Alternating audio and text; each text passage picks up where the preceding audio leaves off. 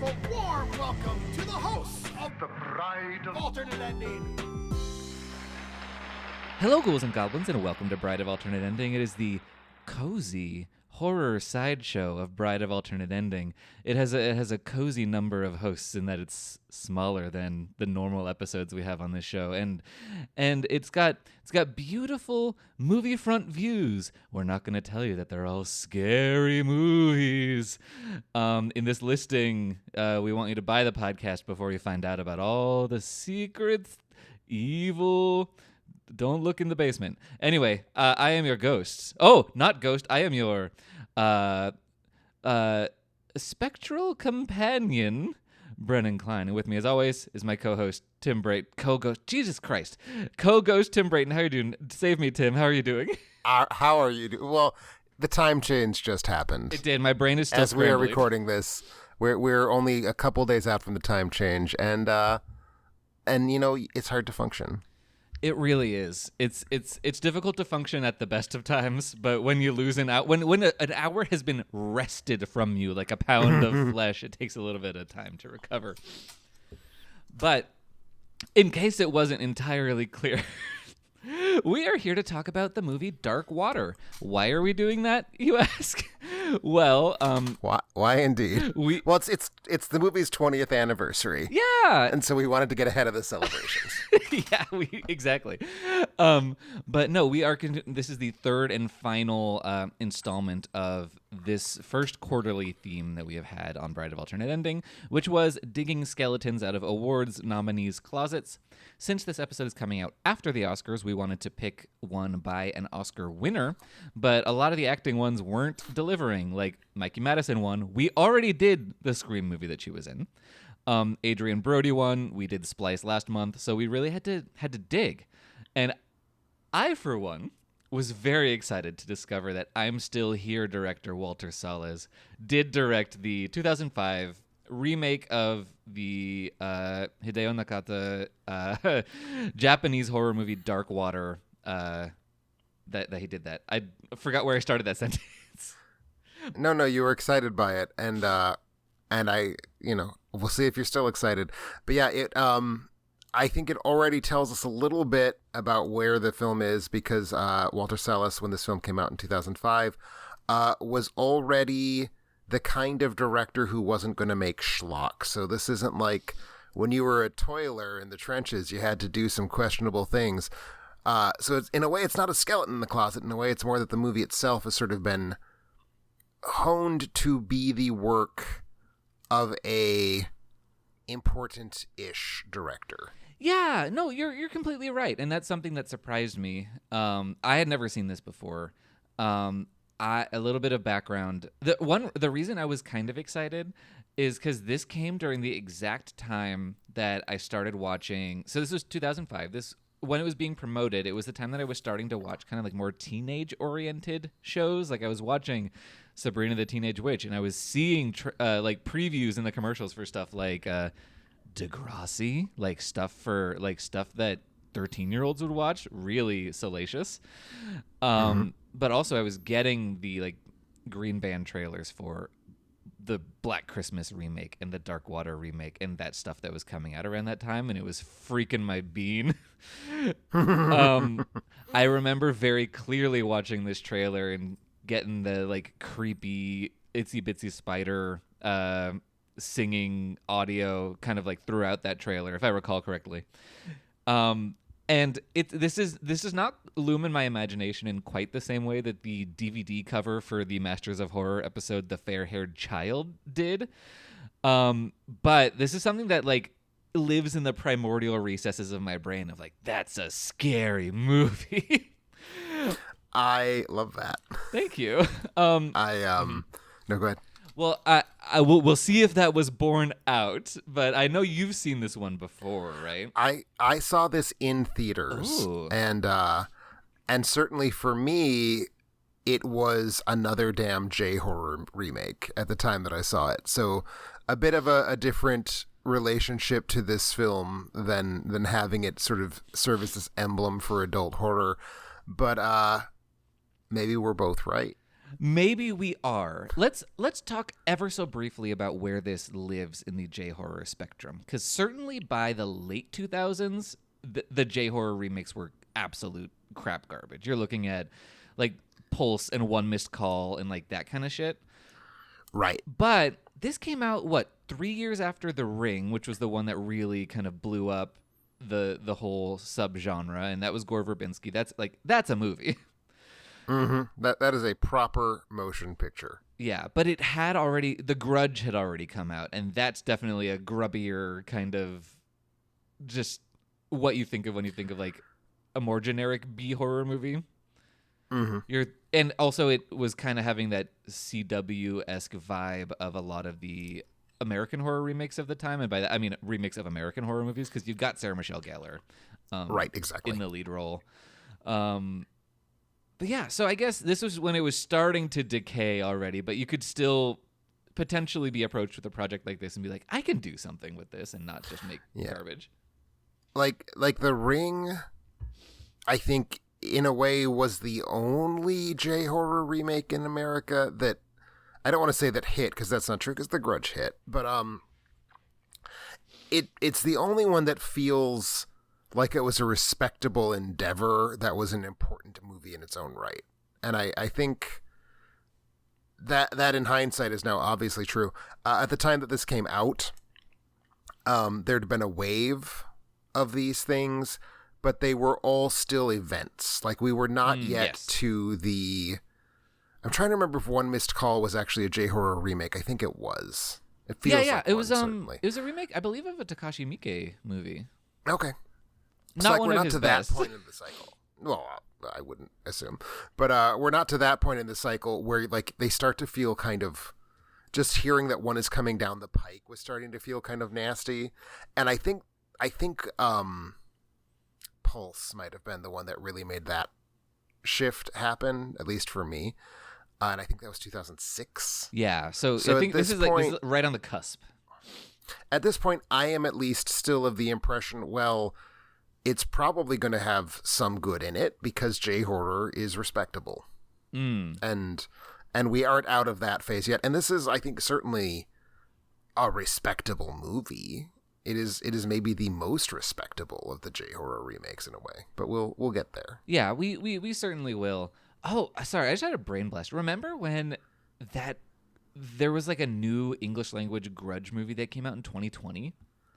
I do remember that. It was the last movie of a director who I was excited about, and then he just seems to have stopped working after the Grudge remake. I mean, I would have. That was embarrassing. That movie was terrible. Yeah, it was pretty bad. But anyway, yes. So we are here to talk about Dark Water. A brief synopsis of what we're looking at in this movie. So we're looking at water, and it is dark. I mean, that's pretty much it. But there are characters looking at this water or being surrounded by this water. We have Dahlia Williams. She is a newly single mother played by Jennifer Connelly. She is undergoing a very... She's not even newly single yet. She is in the process of becoming single. She is divorcing her husband. Yes, it is a particularly acrimonious divorce with her husband, Kyle, played by Doug Gray? Scott? Doug Gray. Doug Gray. Oh, fancy. And so, you know, they're kind of... Their poor daughter, Cecilia, or Ceci, is kind of being ping-ponged back and forth. She's played by Ariel Gade, or Gade, I don't know. I don't know that she went anywhere enough for me to even find out that information. Yeah, her Wikipedia page does not offer a correct pronunciation of her surname, which implies that her people are not existent. They're not corporeal. But yeah, so basically she's going through this acrimonious divorce. She is dealing with kind of intentionally opaque traumatic memories of her own mother being difficult and potentially abusive. And they move into this shitty apartment because it's the one that she can afford on Roosevelt Island, which is treated like it is the seventh circle of hell. I don't know anything about Roosevelt Island, but this movie did not. I mean, I kind of liked the like helicopter shots of Roosevelt Island. That looked really neat.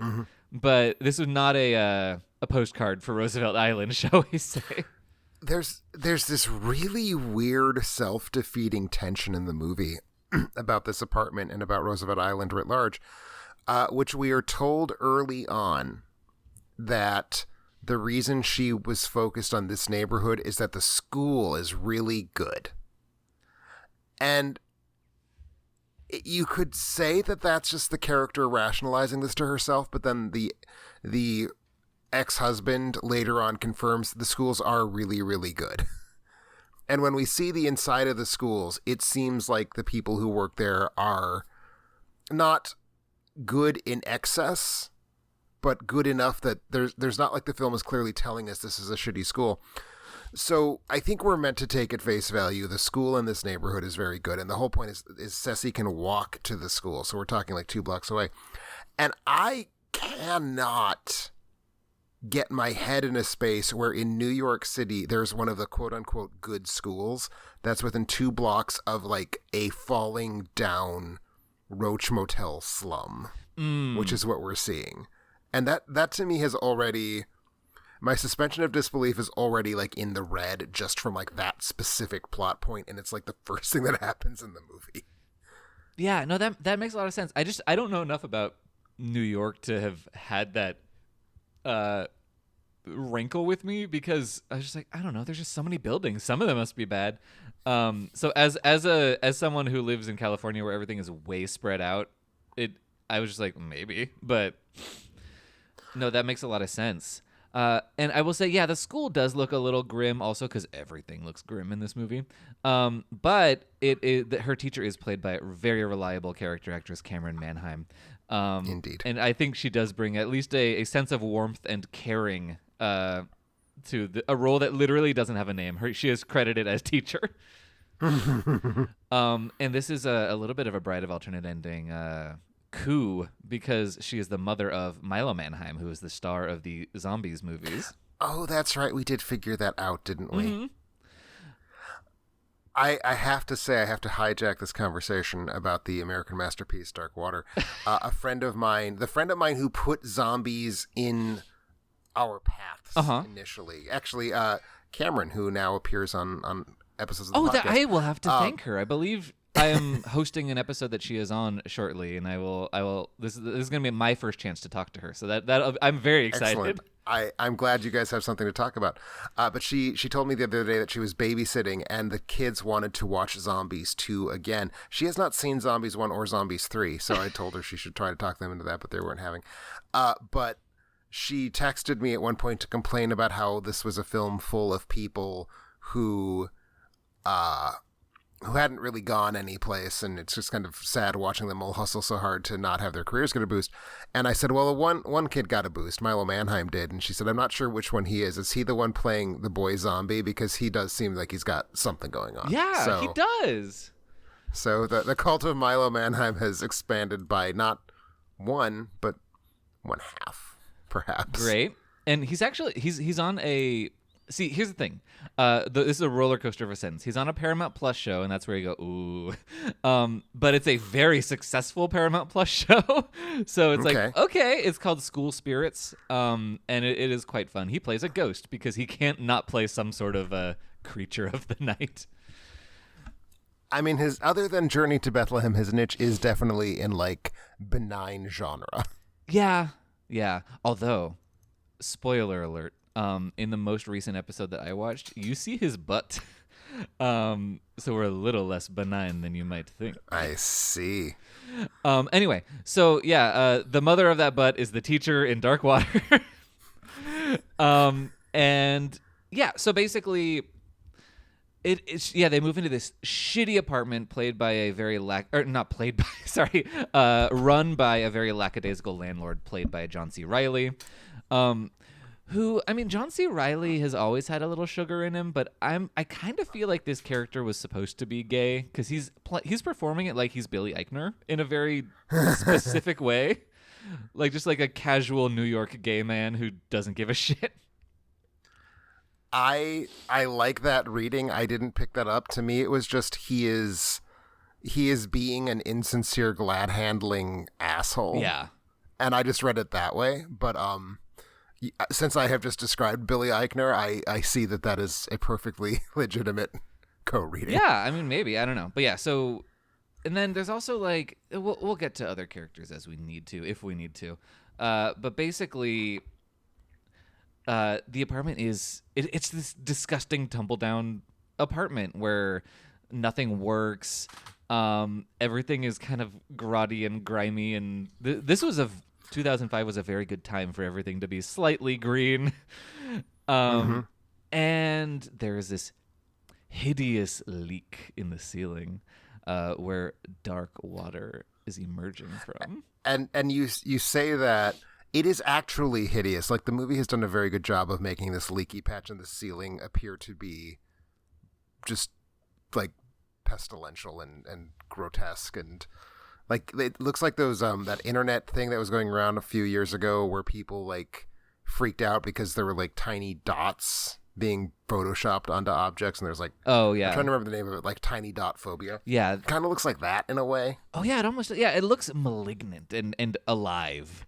Yeah, it's not just a wet patch. It is like a hostile, moldy, mildewy, suppurating wet patch. Yes, and to the point that you just wouldn't buy that apartment, even no matter how desperate you are. Like, or at least you would be like, hey, can you get a crew in here? It looks like black mold. Like, that's gonna kill you regardless of whether or not there's a ghost. But yeah, it just looks alarming, and it's in the bedroom. It's like directly over the daughter's bed. Yeah. I mean, that's not in this part of the movie. That happens later. But also, why would you set your daughter's bed directly underneath the horrible wet patch? Yeah, I don't know. She does have problems. But anyway, yeah. So it's this disgusting wet patch, and there's like, it turns out that the apartment upstairs has been abandoned, or like it's empty.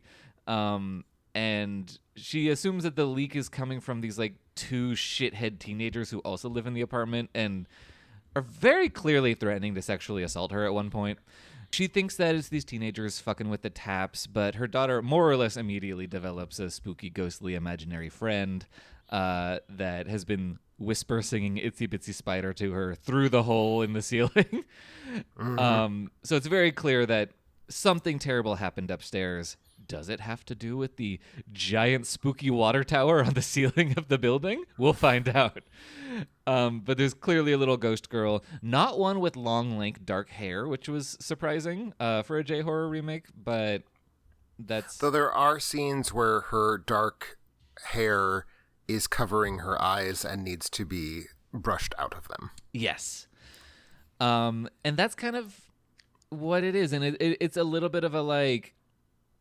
one of them supernatural / a woman under extreme stress is kind of going mad movies, but being provoked by supernatural external forces. And we're sort of allowed to understand, and it becomes plot supporting at a certain point, that she may have a history of, if not hallucinating precisely, she may have a history of having a difficult time disentangling her own paranoia from what's really going on in the world around her. And I will say this is something that I think the movie needed to get into its like record faster. And it mostly works only because we all have seen Gaslighter, or at least we know that gaslighting or gaslight exists. Because it's important to the film that the Jennifer Connelly character is not herself confident that she can tell the difference between real and imaginary. Yes. And I feel like that should have been activated earlier in the film than it is, perhaps. And again, we know it's coming because we know the genre, but that's different from the movie actually doing it properly, is my feeling. Yes, very, very much. Well, so in the macro sense, you've seen this before. I'm curious how you felt about it when you watched it, and if that has changed at all. You know, it was 20 years ago, so my memories are not strong. Mm-hmm. I will say that to begin with. I thought it was kind of mediocre at the time, and I still think it's kind of mediocre, but I think I'm willing to give at least a little more weight to it has a good creepy apartment. Yes.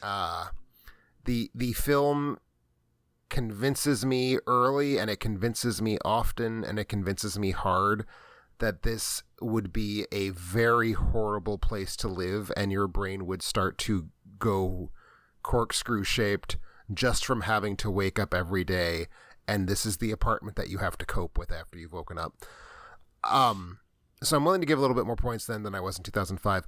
I have also, since I saw the remake, seen the original. I want to say I saw the original around like 2011 or 2012, and I only sort of remember it, but I do remember it being like meaningfully better than the American film.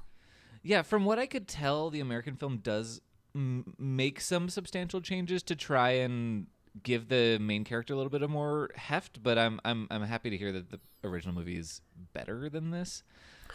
And I will also say, when we get to the ending, I think the ending just makes more sense in Japan. Yes. Yeah. It absolutely does. But yeah, so no, I completely agree with you about the apartment thing, and I think that's one good reason that this is not a movie I sought out in. Not a good. I'm happy that I didn't seek this out in high school when I was starting to get into horror movies, because now that I have lived in apartments for more than a decade, the sheer horror of their living space, I don't think it would have hit me if I had watched it as a teen, and I would have been even more bored by the fact that, spoiler alert, it's not very scary and it's not a very good ghost movie. It's not a very good ghost movie in a way that it's not really trying to be a very good ghost movie. No. Like, I don't think it is a failed horror movie. I think it is... Well, I think we can just go ahead and say this. It is a film directed by a producer of City of God. Mm-hmm. It is the follow-up to that director's Motorcycle Diaries, which was a prestige movie play. It was an Oscar play. It got an Oscar nomination for at least Best Song. And which, it as we know, Jennifer means it's a great movie. Obviously. And it stars Jennifer Connelly, who is certainly at this point in her career... I'm trying to think, was this the immediate follow-up to House of Sand and Fog? Which to me is kind of like the quintessential super ultra prestige boring Oscar bait movie from that period. I'm just going to pull up her filmography real quick. Yes, this is her very next film after 2003's 1-2 punch of Hulk and House of Sand and Fog, and those themselves were her immediate films following the Oscar win for A Beautiful Mind. So Jennifer Connelly is sort of, I would even still say, at peak respectable Oscar actress, because even though Hulk is a superhero movie, Hulk was kind of designed to be the, like, important serious superhero movie for adults, directed by important serious adult director Ang Lee, and so on and so forth. So Jennifer Connelly at this point in her career is not grubbing for change, right? Like she's making serious movies. Walter Salles is making serious movies. Yeah, like I guess the trajectory of both of them and the J-horror remake thing, it was kind of like just past the peak but not having fallen yet. Right. And I feel like the project, especially with those two in headline roles, becomes, well, we're making a serious drama. We're making a drama about gaslighting, and we're making a drama about a woman trying to get out of an unhappy marriage when she does not necessarily have the reservoir of psychological strength to make that happen. And it's in the context of a movie about a ghost girl who bubbles up from pitch black water. So it's fraught in a way that it doesn't want to be a horror movie. It wants to be an Oscar-y character study, but it has to be a horror movie because that's what the story is. Yeah, so it is very reluctantly a horror movie, and those aspects don't work very well. But I think the fact that it has to split its time between those two things also kind of takes a lot of the nutritive value out of the drama as well. Well, and again, like I was saying, it is a movie that is really reluctant to come out and say that the lead character has trouble disentangling reality from imagination, and that's the crux of the story. Is that this is what's going on in this woman's head. And I don't know that it ever really does come out and say it, if it's only like once the husband starts really saber rattling, she has to kind of admit that, well, yeah, there's some stuff. But I don't know that it ever actually specifies what the stuff is that the husband is being an asshole about. And that makes it hard for this to be a character drama, because we just don't really have we aren't given details about who the character is. No, yeah, that is very important. And I just, as a rule, kind of don't like when movies intentionally withhold character details that would be important to understand where a character is coming from and then use them as a reveal. I think that's a huge waste of time. And this is another one that bears out my theory that that's a dumb thing to do. But yeah, so I do want to reel us back and talk about the apartment a little bit more. Like, as an apartment dweller now, I think that it hits me really close, where I was like, oh, that would be a terrible place to live. It really sells the horror. Just the thing that is most horrifying about this movie is the fact that you would have to live there. And I think that's very effective. I think it is. It is just on the correct side of so comically gross that it's atmospheric, and you can feel the horror ready to burst out, but it does not cross the line into, well, this place doesn't exist. Yes. Which I think there are creepy horror apartments that are like, the city would have shut this down. Yeah. Like, even in a hopelessly corrupt, bloated city like New York, the city would have shut this down at some point.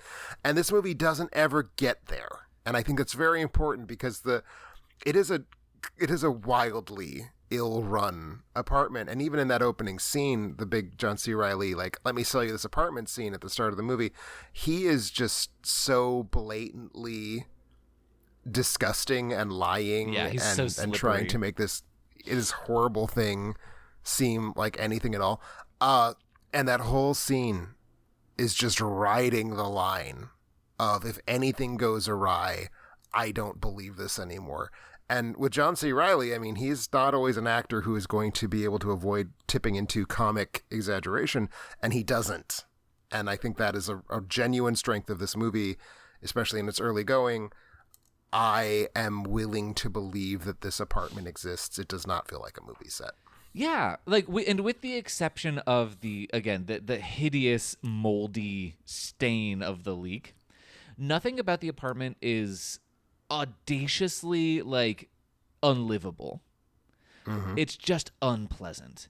And then the idea of, once you are in there, the landlord, who was so helpful and so nice, suddenly turns around and is just giving you the runaround the whole time. This is just like a very perfectly exaggerated horrifying version of what that would be.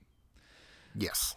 And yeah, I think this is a movie that you kind of have to approach with adult eyes. This is not a teen horror movie. It should not have been advertised on the WB or whatever I was watching at the time. No, and it's even kind of weird that it was, because certainly Jennifer Connelly in 2005 was not in her ingenue phase. Like, she is at that point she's an Oscar winner, right? So like, this is not selling the newest Sarah Michelle Gelbart film. Mm-hmm. Yeah, I mean, but I know The Grudge was fucking huge with teenagers in 2004. Oh, sure. So I think they were like, well, we'll give this one a shot, see if we get more money out of it. But yeah, no, it was a huge mistake to try and appeal to that audience. But one more thing I will say about just like my circumstances benefiting the movie. This movie is called Dark Water. Guess what? There's water in every scene. It is raining torrentially the whole time. There's just like sloshing, flooding. Everything is just wet and slimy and gross. And you're in bathrooms and you're in apartments and you're just everything, and the laundry room and whatnot. But I was watching this movie during one of our rare California days where it had been raining all day consistently, like throughout the movie. And another way that it emphasizes just the misery of apartment life is that she's hearing these like kind of thumping, scraping noises from upstairs that she at first thinks is someone who lives there and then finds out the apartment is empty. But I have someone who just moved in above me, so I was also hearing thumping and scraping noises upstairs. So it really enhanced my experience of watching Dark Water. I love that a lot, and I will say, because we always have to, I think, own that the circumstances of our life maybe affect how we watch a movie. I watched this movie on what is always the best day of the year in the Midwest, which is the day that the weather says, okay, we're not letting you have summer yet, but you just made it through winter. Here's 70 degrees. Oh, okay, honey. And so it was a 68-degree day, the day that I watched this movie, and sunny and wonderful, and I wore a short sleeve shirt for the first time in 2025. And that is certainly, if anything is going to put one in the opposite of the particular mood that Dark Water is trying to craft, having the first beautiful day of the year after a not particularly harsh Midwestern winter, but there's no such thing as a gentle Midwestern winter, that would certainly not be the mood to approach this movie successfully in. No, I certainly imagine it wouldn't be. But that apartment stuff I thought really worked, but there's a lot of shit that just doesn't. We talked a bit about the drama. I do want to dig into the ghost stuff a little bit. Mm-hmm. I have a huge problem with the ghost stuff, is that when we start meeting the little ghost girl who is dead upstairs, that character is played by the same young actress who plays young Jennifer Connelly in the flashbacks. Mm-hmm. That character is Perla Haney Jardine. Wow, what a name. So that's the actress that we're working with. The ghost girl is named Natasha, which, woof, second pass on that one. Natasha Rimsky. Yeah, like, I'm sure the Japanese name started with an N or was something, but come on, we can do better than this. Samara, that's a great ghost name when you have to translate it to English. But anyway, so when Natasha, there's a sense that Natasha is seeking a mother because she, just like Dahlia, was abandoned by her mother, and that's why Dahlia relates to her and has circumstances that flow with all of her past traumas and blah, blah, blah. And so they're played by the same character, and that's meant to draw the same actor, and that's meant to draw a parallel between them. But it makes sense that the actress playing Ceci, also looks like both of them, because Dahlia is her mother. But there are parts where they are trying to play with you of is the girl that she's interacting with Cecilia or Natasha? And when she brushes the hair away from her face, I'm like, I don't know. They look exactly the same. I miss both. I mean, maybe I don't remember what I did in 2005, but it feels like I did this in 2005. There were scenes where I misread what was supposed to be scary because I did not realize it was. I thought it was that the ghost girl was pretending to look like the daughter. Yeah. They look way too similar. It is a huge misstep. Give her shorter brown hair. I don't know. They should have done something. It did not work. Mm-hmm. And frankly, at least in a horror sense, there's not a sense that it's really building to something. There's not a sustained kind of building tension. It's just everything's kind of shitty at the same level for a long time, and then semi-crazy things happen at the end. Right, and there's not build in that sense. I don't know if it's fair to make this a criticism. It feels like a criticism to me. At this point in the J-horror remake cycle, and at this point in the J-horror originals, we know the drill, and I think the film is not hiding where it's going. So I figured out anyway in 2005 and now, pretty early on, that Natasha drowned and is in that spooky water tower on top of the roof. I mean, why else would we have that? Why? Well, that's why else would we have it? Yeah. Why else would you have those very leering establishing shots? And much as the film doesn't really know what to do with telling us that Jennifer Connelly has a mental problem, the movie doesn't seem to know how to reveal that happened. It doesn't really understand when we figured it out. It's not doing anything with it.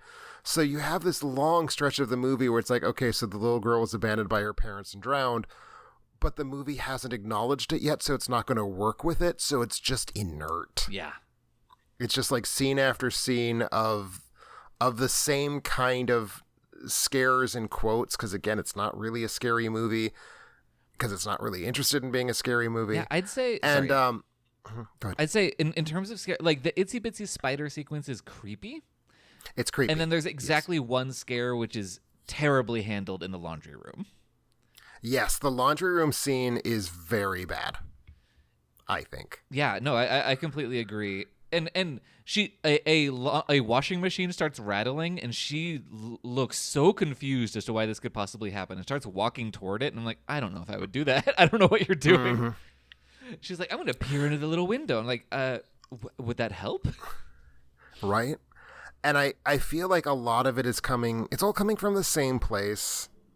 And in this sense, it is good that we're watching this film because I'm Still Here won the Oscar, and so Walter Salles gets to join the club. This is a film that doesn't... I think the director of this film thinks he's above horror. I think is fundamentally what's going on with this film. I think that is why a lot of these scary sequences aren't, because he's not really going to get his hands dirty with genre. I think he is really interested in telling a character story, but he has all this baggage of a ghost story that the character story is being told through, and he doesn't really want to deal with it. And I think he's doing a poor job of dealing with it because he's just not interested in making a horror movie, and he's trying to retrofit a non-horror movie out of one. Yeah, and I imagine the reason you say yes to this project is because these movies were making a lot of money at the time. They're making a lot of money. His career is hot. Motorcycle Diaries has just happened. He didn't direct City of God, but he produced it. That just happened. This is his first English language film. Like, I get it. You're at the point in your career when you're ready to see if you can start making American movies. You're starting in a film that has an Oscar winner attached. It seems very prestigious. I get why you say yes to this project. I do. Yeah. But I mean, it's clear that he cared more about the in real life stuff. Like the apartment, like I said, apartment stuff is great. I think probably my favorite moment of the kind of family drama / psychological drama playing out is this moment where Jennifer Connelly has arrived early to pick up her daughter from daycare, and her daughter has run out to use the bathroom or something, and she sees her mom waiting in the hall, and mom's like, oh, I'm here, I'm here for when you're ready. But Ceci's face falls when she sees her mom, and that moment feels like being hit with a hammer. It's just like, oh no. Like that really makes you sympathize with Jennifer Connelly, who's just trying to keep it together. Because that's a real moment, as opposed to the things that are just trying to be obtuse and wrong, and then also utilize genre elements that he doesn't care about. Right. And the scene you just described makes me think of one of the other things I do think is a shortcoming of this film. We see the husband, and this makes sense from a plot standpoint. It's an acrimonious divorce. They don't want to talk to each other. We see him at the start, and we see him at the end, and that's kind of all we see him. He's not a major presence in this film. I think this film would benefit, certainly as a character drama, if not as a ghost story, from having a stronger sense of who the husband is and what the husband's relationship to the daughter is. Because it seems like there's enough information that we can pluck that in fact Jennifer Connelly is probably not capable of being a single mother. And that it is in fact probably... This is not the noble Sally Field-esque just trying to make her way with a shitty ex-husband on her back. It seems like she is probably actually quite culpable for the marriage failing. And none of this is like in the movie because we get 3 scenes with the husband. And like, if that's going to be part of the drama, I would at least like to see a scene of him interacting with the daughter. And I don't think we get one until Jennifer Connelly is dead. I think you're right. No. Spoiler alert. Yeah. Oh, yeah. Spoiler alert. She dies and becomes a sort of like benevolent ghost mom. You know what? surprise of surprises, this is where the movie's going from like minute 10. Mm-hmm. But She actually becomes a much better mother when she's dead. she does, because she's not like neurotic and flying off the handle. Yeah. No, you're totally right. That's not something that I necessarily registered, but having it grounded in that kind of relationship would have made a lot more sense for why any of this is happening. And yeah, no, she's not a great mom. Like, she put her daughter under that fucking leak. Like, she's clearly desperate for reasons because of her financial situation in the wake of her divorce, in the middle of her divorce, but also like making decisions that are just so questionable. Within that, like she's framework. not all there. Yeah, she's clearly not all there, and that's the story. But like, we don't have a thing to bounce that off of, I guess, is the problem. Yeah, and we don't really get a sense of her life at all. Like, she has this friend that she talks to, and it's like, who is this? It's just a lady voice on a phone, right? And we see some scenes of her at her job. We have exactly one scene of her at her job, interviewing for the job and getting it, and then we never see it again. Oh, that is it, isn't it? Yeah, and I liked the lady who played her supervisor. Yeah, she was quite good. Yeah. I feel like, is that even someone who's like became someone afterward? Oh, I don't think so. She must not be, because she's not listed on the Wikipedia cast page. No, she's not. I'm looking it up on IMDb right now, but I thought she was very charming, and I was like, oh, I can't wait to see more scenes of Jennifer Connelly at work, and she mentions things. So she gets a job at like some sort of medical thing. I don't think it's dialysis, but it's something kind of like that. And she's just kind of a secretary filling out forms and stuff. And there's a part where she's late to pick up Ceci, and she's like, oh no, there was an emergency at work. And I'm like, what emergency? What kind of emergency could have kept you from picking up your child? I just don't understand what could have gone so wrong at work, and we never know. Right. And it's also not even really important to the plot that she be late that day. No. Yeah, very strange. Oh, wait, no, isn't that the time that... No, it's the time that they were calling her when Ceci passes out in the bathroom after seeing the ghost. And so the husband picks up Ceci. Is that the same one? Yeah, Maybe I believe so. Could be. Okay, so the woman who played the supervisor is Allison Seeley Smith. Looks like she has become a pretty prominent voice actor. Okay. And most notably, she plays Storm in the X-Men animated series and that new Disney Plus X-Men 97 series. Oh, okay. So good for her. Well, that's cool. Yes. Noble profession, voice acting. Absolutely. But yes, so it's just the drama that they're trying to propel, that Walter Salles is clearly more interested in than the horror. It's so anemic and uninteresting. Mm-hmm. It's anemic and uninteresting, and then because it's where the filmmakers, and I don't just think Salles, I think Jennifer Connelly also signs on to this movie because she's interested in making a psychological divorce movie. Uh-huh. The film hasn't set up at some point the resolution to this drama is going to involve a ghost girl, and it's not very happy about that being the way it needs to resolve, and so when it does resolve that way, it feels cluttered and clunky. Yeah, no, I completely agree. To the point that I don't think I have anything else to say about this movie. It's just like I kind of liked it on the whole, or at least had a passable experience. But it's just like it feels so empty, kind of. Well, you may have nothing else to say about this Okay. movie. But I will say there's two whole ass characters we haven't mentioned yet. Oh, and uh-huh. one is the divorce lawyer played by Tim Roth, and it's whatever.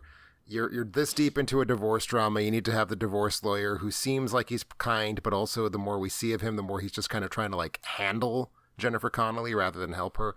And Tim Roth is really fighting with his accent in this movie, and it's kind of charming.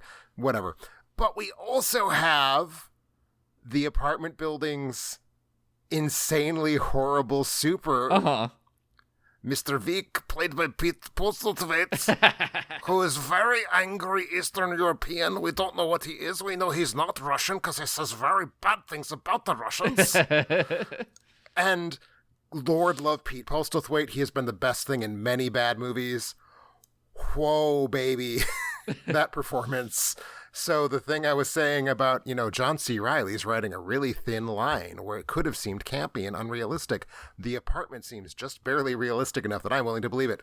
Pete Postlethwaite puts this into like a fucking children's cartoon. Like it ceases to have any tether to reality when he's on screen. Yeah, to me. To the point where, I did forget about him because he has so little function in the movie, except to be... His function is to be belligerent. Yeah.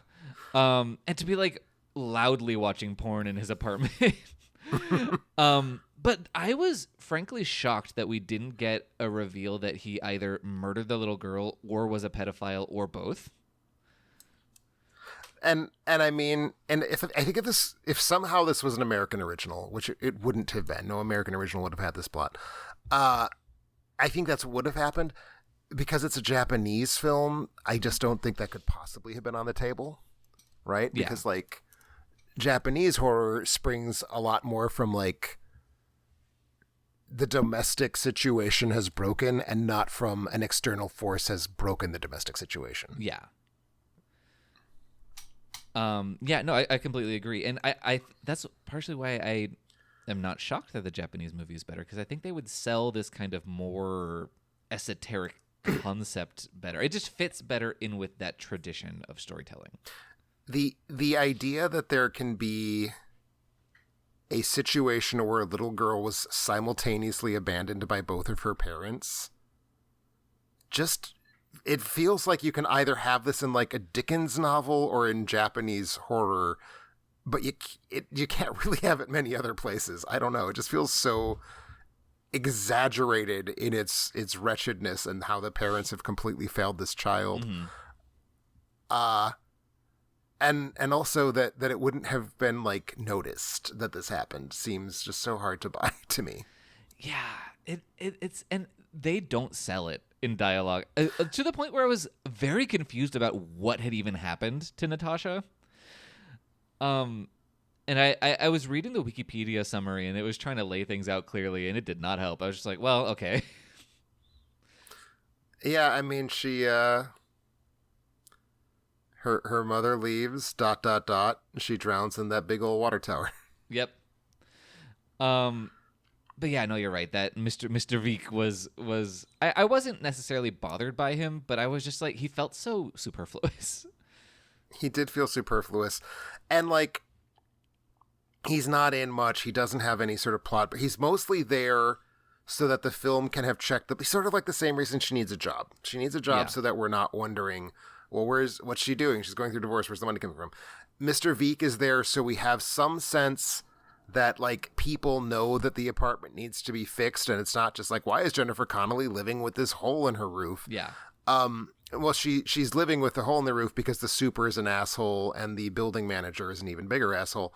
So we see those two characters being assholes, and that establishes that. But, and it gives her someone to rail against. Exactly.